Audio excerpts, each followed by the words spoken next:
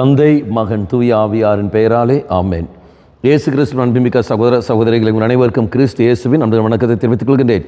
இந்த நற்செய்தி பாகமானது மார்க் நற்செய்தி 1ஆம் அதிகாரம் 29 முதல் 39 வரை உள்ள திருவாக்கியங்கள். குறிப்பாக 35வது வாக்கியம்.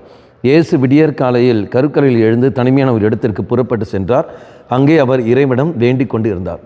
நாம் பார்க்கிறோம், இயேசுடைய பணி வாழ்வில் ஜெபமானது எந்த அளவுக்கு முக்கியத்துவம் பெறுவது என்பதை நாம் உணர்கின்றோம். அதிகாலையில் எழுந்து இயேசு ஜெபிப்பது, அதன் பிறகு பணி வாழ்வை செய்வது, நம்முடைய வாழ்க்கையிலும் நாம் அது கடைபிடிப்பது நல்லது. நம்முடைய வாழ்க்கையிலும் அதிகாலையில் எழுந்து நாம் ஜெபிப்போம்.